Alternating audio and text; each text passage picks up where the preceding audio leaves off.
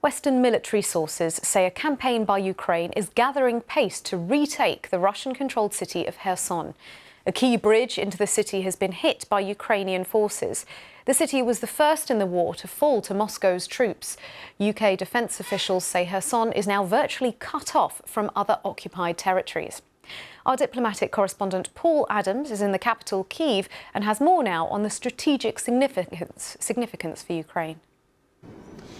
Well, it does mark potentially the beginning of a significant reversal of fortunes for Ukraine. As you say, Kherson was the first city of any consequence to fall right at the beginning of the campaign. And it is also a place where the Russians have talked about conducting a referendum among the local population about joining Russia. Obviously a referendum that would be conducted really in pretty sham conditions.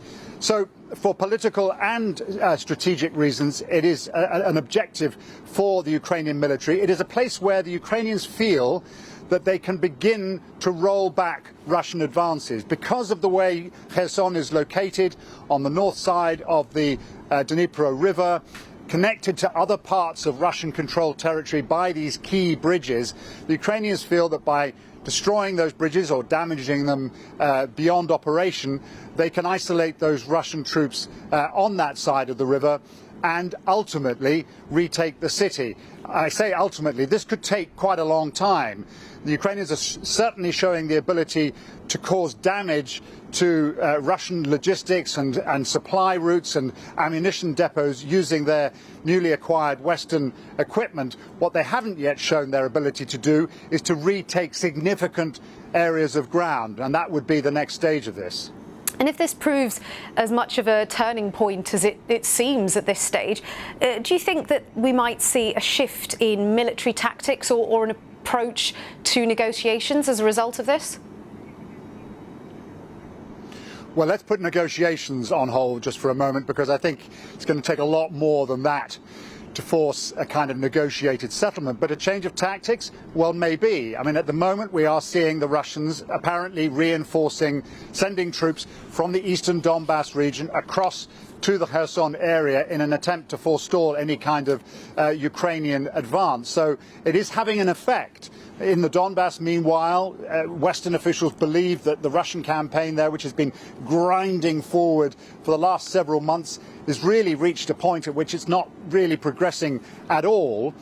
But, you know, at times like this, Russia has the ability to remind everyone in Ukraine that nowhere is safe. This morning we had air raid sirens. If I look up to the north, I can just see a little bit of smoke still rising from a target. I'm not quite sure what it was that was hit early this morning. So every now and again you get these reminders from Russia that nowhere in Ukraine is safe. Our diplomatic correspondent Paul Adams speaking to me earlier. Well, I'm joined now by Ed Arnold, who's a research fellow in European security at the Royal United Services Institute. Thank you so much for joining us, Ed. First of all, what do you think the key factors have been behind this turning point?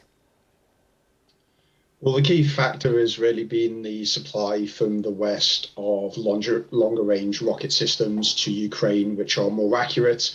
They have a range overmatch on Russian systems, and they're also able to maneuver, so they are more difficult to target by Russian artillery. And really what we're seeing is that the Ukrainians are starting to set the conditions for a large-scale counter-offensive around Kherson.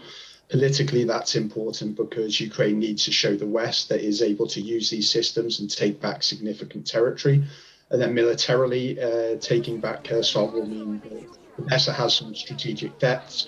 But it also means that the Russians don't have a foothold north of the Dnipro River, which means that they're pushed further to the east, which actually, from a defensive position, puts Ukraine in a much better place. Of course, it's early days, but how far do you think that the momentum of this might continue and we might see similar developments like this in other cities? Well, I think for now, the Ukrainians have to focus on Kherson. They've been fighting for a long time. Their troops in the east are very tired.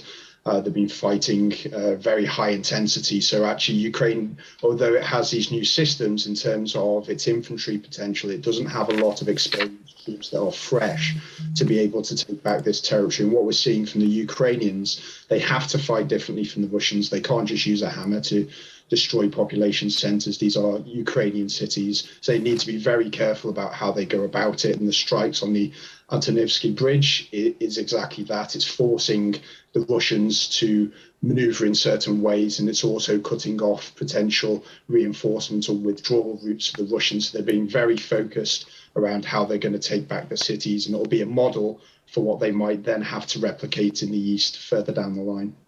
Now, I want to ask you about a comment, Ed. This is from the National Security Advisor, who made a speech, who said that the West risks entering a nuclear war because it's not talking enough to Russia and China. What do you make of that? Yes, so Stephen, the National Security Advisor, was giving a threat update, and essentially what his main point was that there is a risk of nuclear escalation and potentially war because the West collectively is not speaking to both Russia and China. In terms of Russia, through the Cold War, there were multiple opportunities of dialogue through treaties and arms control agreements to understand intent, doctrine and capabilities. But Russia's repeated violations of these have basically made those structures and systems for dialogue completely moribund. So it's very difficult to actually understand what Russia is trying to achieve.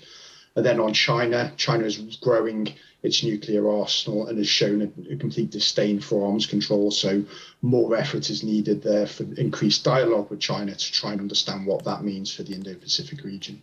Ed, thank you for your time. That's Ed Arnold from the Royal United Services Institute.